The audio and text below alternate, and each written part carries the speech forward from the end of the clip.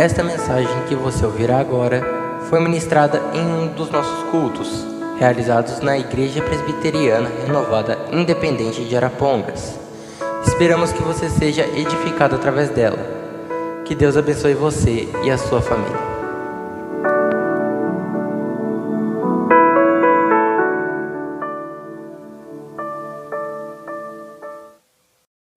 Glória a Deus. Vamos, irmãos, abrir a Bíblia, a palavra de Deus.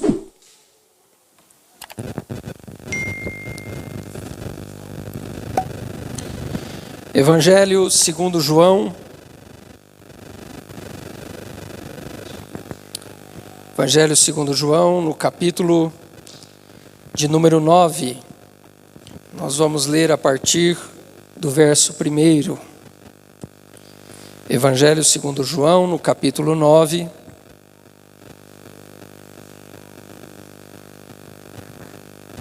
A partir do verso 1.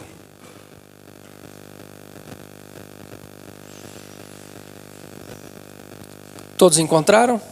Amém? Está sendo projetado ali também, né?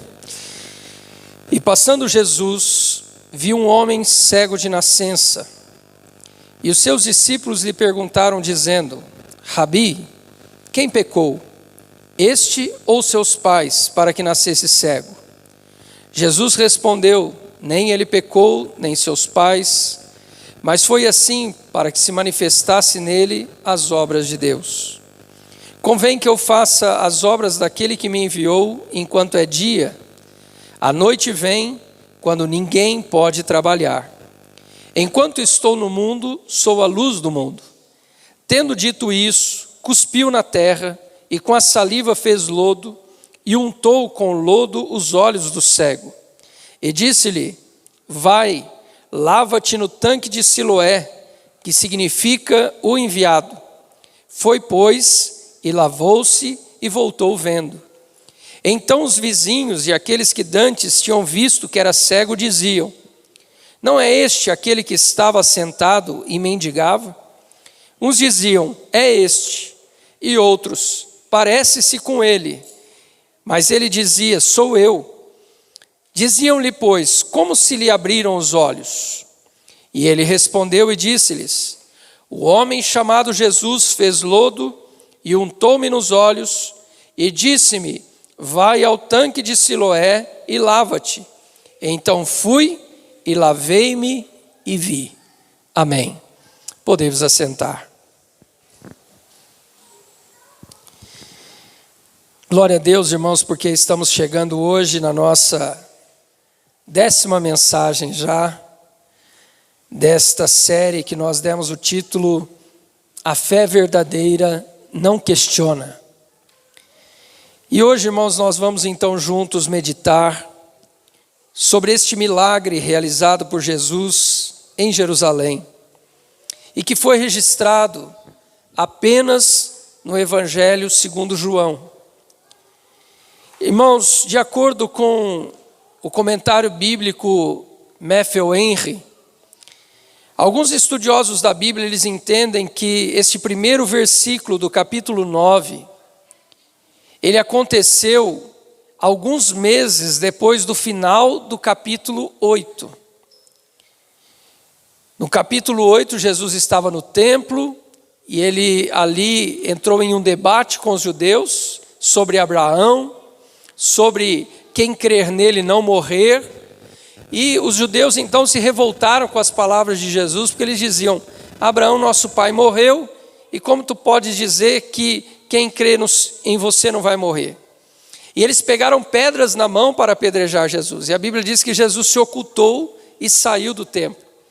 Então, para alguns estudiosos, essa saída do templo, para agora Jesus encontrar o cego, decorreram alguns meses, pois eles pensam, de acordo com os cálculos e estudos que esses homens fazem, alguns creem que o capítulo 8 aconteceu no mês de setembro, quando eles estavam na festa dos tabernáculos. E quando aqui no capítulo 9 Jesus encontra o cego,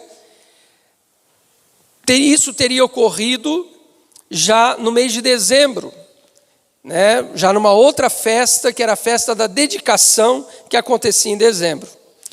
Mas, irmãos, um outro grande grupo de estudiosos que estudam a cronologia bíblica, eles acreditam que o que aconteceu aqui no capítulo 9 foi imediatamente após Jesus sair do templo. E alguém pode perguntar, né, irmãos, por quê? Que diferença isso faz? Se nós considerarmos, irmãos, que a Bíblia ela só foi dividida em capítulos no início do século 13 por um teólogo inglês chamado Stephen Langton, e que esse primeiro versículo aqui do capítulo 9, no original, né, no texto original grego, ele diz assim: enquanto ele passava por eles, ele viu o cego.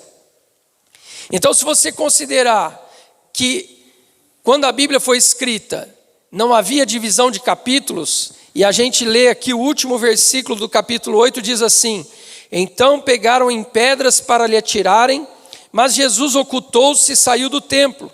Passando pelo meio deles, assim se retirou. E passando Jesus entre eles, viu um cego de nascença. Quando a gente une os dois capítulos, né, considerando que antes não havia divisão dos capítulos, de fato nós vamos entender, irmãos, que é mais provável que isso tenha acontecido logo que Jesus saiu do templo. E por que isso é importante, irmãos? Porque Jesus estava sendo ameaçado de morte. Os homens haviam pego em pedra para matar Jesus. E Jesus sai do templo e ele para e ele vê um cego que está ali. Veja que Jesus não saiu correndo do templo para se esconder, com medo de morrer ou para fugir daqueles homens. Jesus, ele saindo do templo, ele vê um cego de nascença que está ali e ele para ajudar esse homem. Ele para socorrer esse homem. Então eu aprendo aqui, irmãos, que Jesus, ele não está, irmãos, indiferente aos nossos problemas. Ele sabe aquilo que você está passando. Ele sabe, ele conhece as suas dores. Ele vê as suas lágrimas. Ele conhece as suas angústias. Ele conhece os seus problemas, as suas aflições. E ele não está indiferente a tudo isso. A Bíblia vai nos dizer, irmãos, lá no Evangelho de João, capítulo 5, que Jesus foi até aquele tanque chamado Betesda, um tanque cheio de gente doente, e Jesus, a Bíblia diz ali, né, no capítulo 5, e Jesus viu ali um homem que estava inválido há 38 anos, paralítico, na beira daquele tanque. Talvez, irmãos, as pessoas que estavam ali ao redor dele, cada um estava buscando a sua própria cura. Cada um estava buscando sair dali curado. Talvez cada um, no mover das águas pelo anjo, cada um queria chegar no tanque primeiro, pular no tanque primeiro para receber a sua própria cura. Mas Jesus, quando chega ali, Jesus olha e vê aquele homem, sofrendo há 38 anos. E Jesus vai ao encontro dele. Ninguém ali se importava com ele. Ninguém ali estava disposto a ajudar aquele homem. Talvez ninguém ali sequer sabia do problema dele e de quanto tempo ele estava sofrendo. Talvez aqui, hoje, tenha alguém que esteja sofrendo e alguém que está do lado nem sequer sabe o tamanho da sua dor. Talvez alguém entrou aqui nessa noite passando por dificuldades e aflições terríveis, e só você e Deus sabe. Talvez a pessoa que está do teu lado não faz ideia do quanto você já chorou essa semana. Talvez uma pessoa que esteja aí sentada ao teu lado não saiba, não faça ideia do tamanho da sua dor e do seu sofrimento. Mas eu quero te dizer que Jesus não está indiferente. Ele sabe. Isso é o mais importante, irmãos. Porque de nada adianta o irmão do lado saber muitas vezes o teu problema, que ele pode fazer muito pouco por você. Mas Jesus, ele sabe e ele tem poder para mudar situações. Jesus conhece o seu sofrimento, a sua dor, e ele tem poder para mudar aquilo que você está sentindo. Ele tem poder para resolver esta questão que está te trazendo tanta aflição e tanta dor. Ele tem poder para curar o seu corpo físico desta enfermidade, desse diagnóstico que o médico deu. desfavorável, mas Ele conhece e Ele tem poder para fazer. A Bíblia vai nos dizer também, o texto que foi lido aqui pelo irmão Nilson, em Lucas capítulo 7, Jesus chegando ali naquela cidade chamada Naim. A Bíblia diz ali que Jesus chegava naquela cidade e uma multidão o seguia. E quando eles chegam próximo do portão da cidade, está saindo ali também uma multidão. E eles estão indo num cortejo fúnebre. E a Bíblia descreve que quem está sendo levado para ser sepultado é um jovem. É um jovem ainda. E esse jovem, ele é filho de uma mulher, filho único de uma mulher viúva. Então a Bíblia diz que mesmo Jesus estando cercado pela multidão, mesmo Jesus estando ali ensinando aquela multidão, a Bíblia diz, e vendo a Jesus, moveu-se de compaixão. E Jesus chega para aquela mulher e diz, mulher, não chores. E depois ele se aproxima dos homens que carregavam aquele caixão daquele jovem. E Jesus vai dar uma ordem para eles pararem. E Jesus vai dizer, jovem, levanta-te. E ele foi ressuscitado naquela hora. Irmãos, veja que o que a Bíblia nos ensina é que Jesus, ele nunca esteve e nunca está indiferente aos nossos problemas.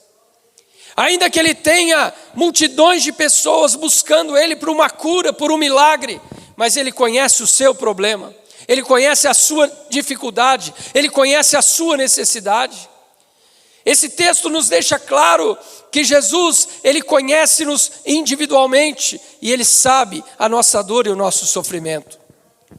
A Bíblia ainda diz lá em Lucas, no capítulo 13, que Jesus estava num dia numa sinagoga, num templo dos judeus, e naquela sinagoga havia uma mulher com um espírito de enfermidade, havia 18 anos, e esta mulher andava encurvada, e a Bíblia diz que ela não podia de modo algum se endireitar por causa desta enfermidade, e a Bíblia diz novamente, e vendo-a Jesus, chamou-a, e tocou nela, e disse, mulher, seja curada desta enfermidade. E na mesma hora, a mulher ficou curada. Irmãos, talvez assim como eu disse, aquela mulher estava ali dentro daquele templo, as pessoas estavam ali ao lado e talvez não estavam percebendo o sofrimento daquela mulher. Talvez ninguém nunca se colocou no lugar daquela mulher para entender as dificuldades que ela sofria, para chegar ali encurvada naquela dificuldade toda. Mas Jesus viu. E Ele sabe como você chegou aqui essa noite também. E Ele é o mesmo, Ele tem o mesmo poder para tocar na sua vida também e restaurar a sua saúde. Ele tem poder para tocar na sua vida e te libertar dessa dificuldade que você está passando, desse problema que você está passando. Ele tem todo o poder. Mas irmãos, quando os discípulos viram este homem cego de nascença, os discípulos fizeram uma pergunta para Jesus. O texto nos diz aqui no verso 2, e os discípulos lhe perguntaram dizendo, mestre, rabi, quem pecou? Este ou seus pais, para que ele nascesse cego? Amados, o que os discípulos perguntaram aqui, essa pergunta que os discípulos fizeram, na verdade, era algo que refletia o pensamento da maioria das pessoas.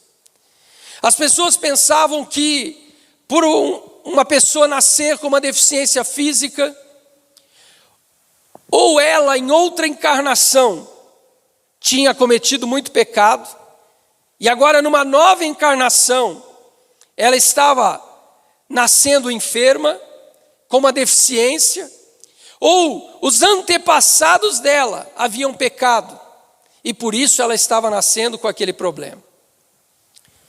E Jesus, irmãos, ele vai responder para os discípulos e mostrar para eles que essa maneira de pensar é errado. Jesus, ele vai mostrar para os discípulos que esse entendimento que vem lá de longa data é um entendimento enganoso. Quando nós olhamos, por exemplo, para o livro de Jó, nós vamos ver, irmãos, os amigos de Jó agindo da mesma maneira. Os amigos de Jó estão condenando Jó. Os amigos de Jó estão levantando suspeitas sobre Jó. Mas quando a gente lê no início do livro de Jó, a Bíblia diz que Jó era um homem justo. O próprio Deus testificou da vida de Jó para Satanás e disse: você viu meu servo Jó, que é um homem íntegro, reto, temente a Deus e que se desvia do mal. Mas agora, quando a gente olha para o livro de Jó, lá no capítulo 20 e no verso 19, um dos amigos de Jó, chamado Zofar, ele diz a respeito de Jó: pois oprimiu e desamparou os pobres, roubou a casa que não edificou. E ele está dizendo: Jó, é por isso que você está sofrendo. Mais adiante, no capítulo 34, no verso 11, o outro amigo chamado Eliú, ele diz assim: segundo a obra do homem, Deus lhe paga e faz a cada um segundo o seu caminho. Irmãos, quando eles viram o estado de Jó, um homem rico que havia perdido tudo, ele havia perdido seus camelos, suas juntas de boi, suas mulas, seus rebanhos de ovelhas, ele havia perdido seus 10 filhos num dia só. Ele perde a sua saúde. Os amigos olham para Jó e dizem: não é possível, Jó cometeu alguma coisa de errado. É por isso que ele está pagando por isso. Ele fez alguma coisa que nós não sabemos, mas ele fez algum mal. É por isso que ele está sofrendo desse jeito. Irmãos, e infelizmente, ainda hoje, nos nossos dias, às vezes a gente age assim, não é verdade? Às vezes a gente se depara com alguém sofrendo tanto, e a gente diz: essa pessoa deve estar pagando por algo. Às vezes as pessoas dizem isso: essa pessoa está sofrendo muito, ela deve ter sido uma pessoa muito ruim, porque ela está pagando pelo que ela fez, ela está pagando por aquilo que ela plantou lá atrás, é por isso que ela está sofrendo tanto. Irmãos, embora existam sim colheitas de semeaduras, a Bíblia diz isso lá em Gálatas: tudo que o homem semear, ele vai colher. Por exemplo, uma pessoa que passou a vida toda presa a um vício do cigarro, ela tem muito mais possibilidade de desenvolver um câncer do pulmão, problemas cardiovasculares e etc. Uma pessoa que bebeu a vida inteira, ela tem muito mais probabilidade de ter uma cirrose hepática do que alguém que nunca bebeu. Uma pessoa que usou drogas, foi usuário de drogas durante muito tempo, ele vai sofrer a consequência de lesões cerebrais graves. Ele pode sofrer com insuficiências renais e problemas mentais dos mais diversos. Isso é colher o que se plantou. Mas, irmãos, nem sempre alguém que está sofrendo, ela plantou algo para estar sofrendo. E Jesus está dizendo isso para estes discípulos. Ele está dizendo: olha, não foi por causa dos pais dele que ele nasceu cego. E também não foi por causa dele ter pecado, porque ele não pecou antes de nascer. Mas esta enfermidade veio com ele para que se manifestasse nele as obras de Deus. Irmãos, ainda que a gente não entenda muitas vezes como é difícil para um pai e uma mãe ver o filho nascendo com uma deficiência física. Não é fácil. E muitas vezes vem a pergunta: por quê? Irmãos, muitas vezes a gente não consegue entender. Por que uma criança vai no Hospital do Câncer ali em Londrina, tem uma ala somente de crianças com câncer ali. E você pergunta: por quê? Uma criança inocente, uma criança tão pequena, sofrendo tanto. Irmãos, o que eu posso dizer sobre isso é o que a Bíblia nos declara lá em Isaías, capítulo 55, que Jesus diz assim, o próprio Deus diz assim: os meus pensamentos não são os vossos pensamentos, e os meus caminhos não são os vossos caminhos. E ele prossegue dizendo: assim como os céus são mais altos do que a terra, assim são os meus caminhos mais altos do que os vossos caminhos, e os meus pensamentos mais elevados do que os vossos pensamentos. Irmãos, embora a gente não compreenda muitas vezes o porquê disso acontecer, mas nós não podemos murmurar contra Deus, porque há um propósito, e há um propósito que a nossa mente tão limitada não consegue entender. Há um propósito de Deus que está muito acima da nossa capacidade de interpretação. Há propósitos de Deus que são muito mais elevados do que aquilo que a gente pode conceber. Então muitas vezes a gente não entende. Quando olhamos para a Bíblia no livro do Êxodo, no capítulo 4, no capítulo 3, Deus havia se apresentado a Moisés ali naquela sarça que queimava e não se consumia. E quando Moisés se aproximou, Deus chamou ele, convocou ele e disse: Moisés, eu quero que você se apresente a Faraó e tire o meu povo, o povo de Israel que está escravizado lá na terra do Egito. Irmãos, Moisés então começa a apresentar suas justificativas diante de Deus. E ele diz: Senhor, quem sou eu para ir a Faraó? Quem sou eu para tirar este povo que está escravizado lá na terra do Egito? Mais adiante, Moisés vai dizer assim: Senhor, eu não sou um homem eloquente, eu sou um homem que tem uma fala pesada, eu tenho uma língua pesada. Interessante, irmãos, que na versão King James, ele diz, nessa palavra diz assim: eu sou lento de fala e de uma língua lenta. Alguns interpretam isso como se Moisés tivesse algum problema de ser gago. Mas cabe também, irmãos, que talvez Moisés estivesse dizendo: Senhor, eu não sou um orador eloquente. Eu não sou uma pessoa que tem habilidade para falar. Minhas palavras são muito duras às vezes.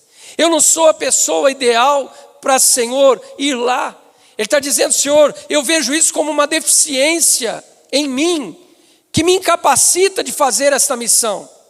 E aí, irmãos, Deus vai dizer para Moisés: Moisés, quem fez o mudo e o surdo, ou o que vê, ou o cego? Não sou eu o Senhor? Então, irmãos, por essa palavra nós entendemos que Deus gera as pessoas. O Salmo 139 diz: o Senhor me entreteceu no ventre da minha mãe.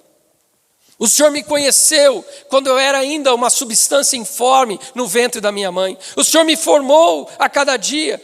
Então, irmãos, se há alguém que nasce com um problema, com uma deficiência, nós não sabemos o porquê, mas há um propósito de Deus nisso.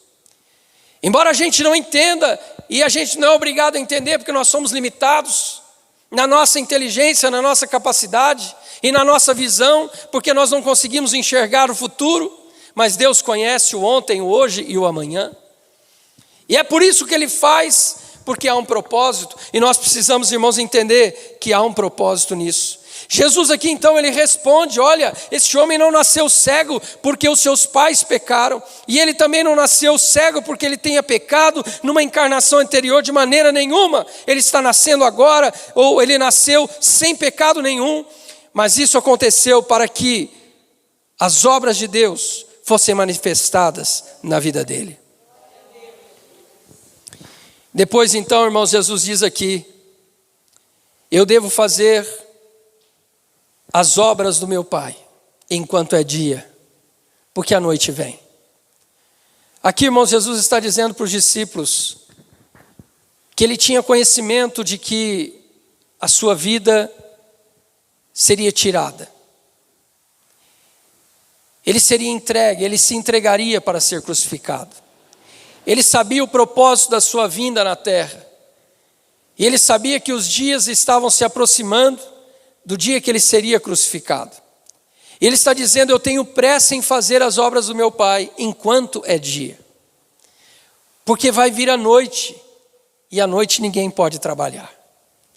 Mas, irmãos, ele está dizendo não só sobre ele está dizendo isso para mim e para você também, assim como ele disse para os discípulos. Faça as obras de Deus enquanto é dia. Faça a vontade de Deus enquanto é dia, porque a noite vem para todo mundo. Nós não sabemos, irmãos, quanto tempo nós ainda temos de vida. Nós não sabemos quantos anos, ou quantos dias, ou quantas horas nós ainda estaremos aqui. E é por isso que o Senhor está nos dizendo: hoje você está vivo, faça a obra de Deus. Hoje você está vivo, faça aquilo que é a vontade de Deus. Hoje você está vivo, tenha pressa em fazer aquilo que Deus colocou na sua mão para você fazer. Porque a noite vem. A noite vem para todos nós. No Salmo muitas vezes isso é descrito, né, como no lugar dos mortos, ó Deus, não há planos, não há projetos, não há trabalhos. Por quê? Nós devemos fazer, irmãos, enquanto estamos com vida. Nós devemos falar do amor de Deus. Nós devemos compartilhar o amor de Deus. Nós devemos orar por aqueles que estão enfermos. Há propósito de Deus em curar muitas vidas, mas Deus está esperando isso de nós. Ele está esperando isso de nós. E eu entendo isso, irmãos, nessa palavra, porque a Bíblia vai dizer que depois de Jesus dizer essas palavras, Jesus então, ele cospe na terra, ele faz o lodo e ele aplica nos olhos do cego. E aqui, irmãos, eu creio que entre outras coisas, o que Jesus quer ensinar, ou queria ensinar para os discípulos, é que o milagre vem dele, mas ele usa os barros para fazer o milagre. O milagre vem dele, mas ele usa o barro. E quando a gente olha para a Bíblia, nós vamos ver que lá em Gênesis, a Bíblia diz assim: e Deus formou o homem do pó da terra.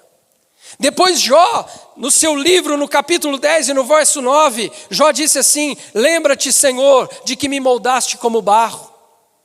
Em Isaías 64, verso 8, a palavra diz: mas agora, Senhor, Tu és o nosso Pai, e nós somos barro, e Tu és o nosso oleiro.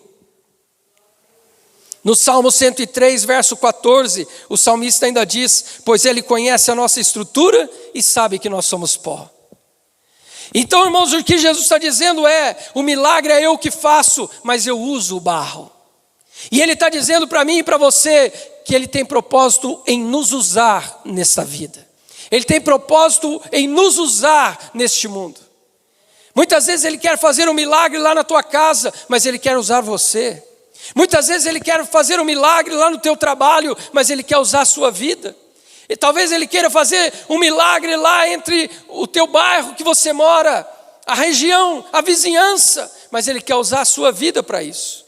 Ele está dizendo: o milagre é eu que faço, mas eu uso o barro, aquilo que é insignificante, aquilo que não tem valor, eu uso para que o milagre aconteça. Depois de fazer o lodo e aplicar aqui nos olhos do cego, Jesus disse para ele: vai e lava-te no tanque de Siloé. Irmãos, aqui há uma curiosidade também. De acordo com a Bíblia de Estudo Arqueológica NVI, existiam em Jerusalém 2 tanques. Um tanque que era conhecido como tanque superior, ficava numa parte alta de Jerusalém. E esse tanque superior e um segundo tanque conhecido como tanque inferior, que ficava numa parte mais baixa, ambos eram regados, alimentados com águas de uma fonte chamada Gion, que era uma água fresca, era uma água cristalina, era uma água muito gostosa. Este tanque superior, irmãos, ele era um tanque que ele recebia as águas que vinham de fora de Jerusalém para dentro dos muros de Jerusalém e passava dentro de um aqueduto que foi construído pelo rei Ezequias. Se você olhar lá em Crônicas, você vai ver que o rei Ezequias construiu, esse túnel por onde as águas vinham de fora para dentro para não desabastecer a cidade em tempos de guerra. O tanque inferior ele era abastecido pela mesma fonte de Gion, mas ele ficava na parte mais baixa. E muitos acreditavam, irmãos, e havia uma dúvida muito grande, se esse tanque de Siloé era o tanque de cima ou o tanque superior ou inferior. Até que em 2004, agora muito recente, os arqueólogos descobriram um tanque próximo desse tanque inferior, ficava nas partes baixas ali de Jerusalém. E nessa descoberta, irmãos, eles encontraram ali moedas, que eram moedas do tempo do ano 63 depois de Cristo. Então houve um consenso de que o tanque de Siloé, para onde esse cego foi enviado, era esse terceiro tanque que foi descoberto agora. E por que eu estou dizendo isso, irmãos? Porque para se chegar nesse tanque, nessa parte baixa, tinham 3 lances de degraus, com 34 degraus. E quando Jesus diz para esse cego: vai e lava-te no tanque de Siloé, Eu sempre imaginei, irmãos, que esse tanque de Siloé era um tanque que nem a gente conhece hoje, um tanque de lavar roupa. É um tanque pequeno. Mas esse tanque de Siloé, ele tinha 68 metros de comprimento. Tinha muita água nele. E para se chegar nele, tinha que descer 34 degraus. E para ir da onde esse cego estava, próximo ao templo, até o tanque de Siloé, ele tinha uma caminhada de 800 metros. Quase 1 quilômetro. Aí eu te pergunto, você acha que foi fácil para esse cego chegar até o tanque de Siloé? 800 metros de caminhada, 34 degraus para chegar até lá. Com certeza alguém da sua casa, alguém da sua família ou algum amigo conduziu ele até lá. Mas imagine ele descendo esses 34 degraus sem poder ver. Mas, irmãos, o que me chama a atenção é que esse cego ele não questionou. É por isso que nós estamos falando que a fé verdadeira ela não questiona. Esse cego não disse, Senhor, mas é longe, eu vou andar 800 metros. Senhor, eu sei que esse tanque fica lá embaixo e eu tenho que descer um monte de degrau para chegar até ele. Ele não disse isso, irmãos. A Bíblia diz que ele foi. Jesus disse para ele ir e ele foi. Ele não questionou, a Bíblia não diz que ele tenha feito perguntas e questionamentos para Deus, ou que ele tenha dito para Jesus, Jesus, você pode me curar de outro jeito sem que eu vá lá? Não, ele não disse nada, ele apenas obedeceu. Nós já falamos aqui em uma outra ministração sobre Naamã, o leproso, quando ele chega na casa de Eliseu, e Eliseu diz, manda o servo dizer, olha, manda ele ir ao rio Jordão, mergulhar 7 vezes no Jordão, e ele vai ficar limpo da lepra. Ele começou a questionar. Ele disse, lá na minha terra, na Síria, tem rios mais limpos do que o Jordão, tem rios mais propícios para banho do que este rio Jordão. Mas, irmãos, alguém que estava com Naamã disse, Senhor, mas se ele tivesse te pedido algo mais difícil, você não faria? Quanto mais descer no rio e mergulhar 7 vezes, vai lá, faz o que ele falou. Ainda bem que tinham esses amigos do lado de Naamã, senão Naamã voltaria leproso para a Síria. Aqui esse cego não fez isso. Esse cego ouviu a ordem de Jesus. Jesus disse para ele, vai e lava-te no tanque de Siloé. E ele foi. E veja o que a Bíblia nos diz aqui, irmãos. Ele vai passar por essas dificuldades todas. Mas no verso 7 a Bíblia diz aqui, ele disse-lhe, vai e lava-te no tanque de Siloé. Ele foi e lavou-se e voltou vendo. Ele foi cego, mas ele voltou vendo. A obediência, sem questionar, gerou o milagre na vida dele. Quando ele creu na palavra, e ele obedeceu à voz do Senhor, ele foi, ele se lavou, e quando ele volta, ele não está mais cego, agora ele está vendo. E a Bíblia vai dizer então que quando ele volta, os vizinhos e as pessoas que o conheciam, começaram a perguntar, escuta, não era esse homem aí que estava mendigando até ontem ali? E alguns diziam, é ele. Outros diziam, não, acho que não é ele. Parece com ele, mas não é ele. E esse homem dizia, sim, sou eu mesmo. Sou eu mesmo. Talvez alguns disseram, esse homem estava enganando a gente esse tempo todo. Esse homem estava pedindo esmola, ele não era cego coisa nenhuma. Mas ele está dizendo, eu era cego. Os escribas, os fariseus vão perguntar para os pais dele, ele era cego mesmo. Os pais disseram, era cego, ele nasceu cego. Mas como que ele foi curado? Como que agora ele está vendo?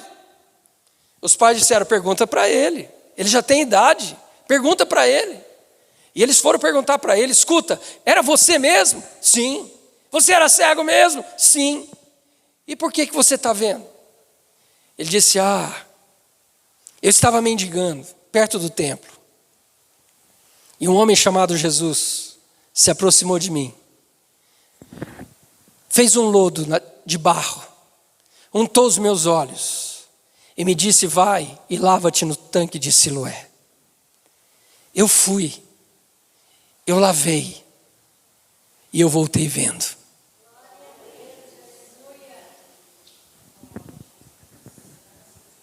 Irmãos, o que esse cego está dizendo é: não foi o barro, não foram as águas do tanque de Siloé, mas foi Jesus. E aqui, irmãos, a última lição que nós aprendemos com esta passagem é que nós temos muita facilidade, irmãos, para atribuir a honra de um milagre a pessoas. Essa pessoa orou por mim, ele me curou. Aquela pessoa orou por mim e ele me curou. Todo milagre, irmãos, vem de Deus. É Ele que pode fazer. É Ele que faz o que o homem não pode fazer. Ele faz o que o médico não pode fazer. Ele faz o que ninguém pode fazer. Aliás, a Bíblia diz que tudo aquilo que é impossível para os homens é possível para Deus, porque para Ele não há impossíveis. Agora, muitas vezes a gente tem muita facilidade, irmãos, para atribuir a honra da cura para um pastor, para um padre, né? Para alguma figura religiosa, para um objeto. Há pessoas que dizem: olha, é o copo d'água, é o lenço, é a rosa, é isso, é aquilo. Não, irmãos, quem é autor do milagre é Deus, é Jesus. E é isso que esse cego está dizendo. Ele não diz: olha, essa lama aqui é medicinal, porque ele tocou nos meus olhos com essa lama aqui, eu fui curado pela lama. Ou ele poderia ter dito: olha, o que é milagreiro mesmo é as águas do tanque, porque eu fui lá, lavei e fiquei curado. Mas ele sabia que aquelas águas não tinham poder para a cura. O barro não tinha poder para a cura, porque o barro é apenas barro. Mas ele está dizendo: o Jesus que me deu a ordem, o Jesus que me tocou, foi Ele que me curou. Foi Ele que realizou o milagre. Então talvez alguém esteja aqui ouvindo, ou posteriormente alguém irá ouvir esta mensagem. Alguém pode estar dizendo, né? Aí eu fui curado por causa daquele objeto, daquela pessoa, daquilo. Dê a honra para Deus, pois só Ele é digno de honra, de glória e de louvor. Deus usa os barros. Deus usa os barros. Ele nos usa aqui para orar pelas pessoas. Ele nos usa para nos levar num hospital e orar por alguém enfermo. E pela graça de Deus, alguns são curados. Mas, irmãos, isso não provém de nós. Isso vem dEle. É Ele que pode. É Ele que tem poder. E é Ele que faz os milagres. Amém? Vamos nos colocar em pé.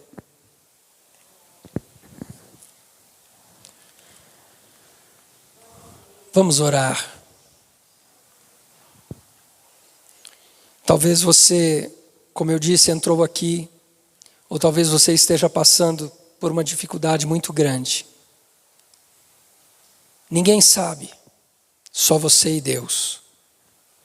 Ninguém conhece a tua dor, o teu sofrimento, porque você talvez não tenha compartilhado isso com ninguém. Mas Jesus não está indiferente. Ele conhece, Ele sabe o que você está passando. E Ele é poderoso para restaurar a sua saúde, a sua vida, o seu casamento, a sua família. Ele é poderoso. Então nós vamos orar. E se você crê nisso, ore conosco, porque tudo é possível ao que crê. Senhor Deus, Criador dos céus e da terra, o Deus de Abraão, de Isaque e de Jacó. Nós estamos aqui, Senhor, na Tua presença. E eu oro agora, Senhor, por esta vida que está passando, Senhor, por este problema e este momento tão difícil na sua vida. Ó Deus, ela tem chorado, ela tem, Senhor, vertido lágrimas.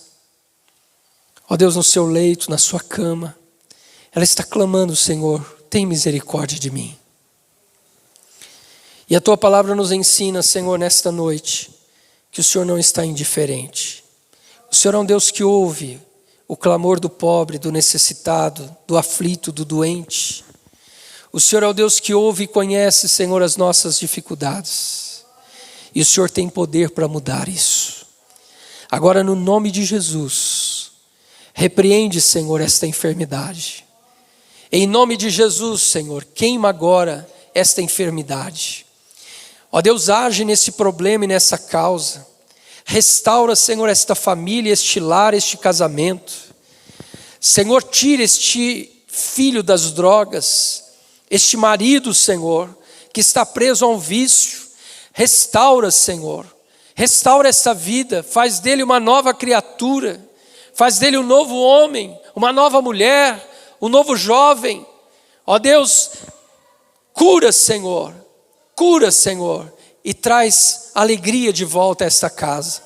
No nome de Jesus nós estamos orando, e eu peço, Senhor, para que esta palavra não seja apenas informação e conhecimento, mas seja o poder de Deus para trazer salvação e libertação.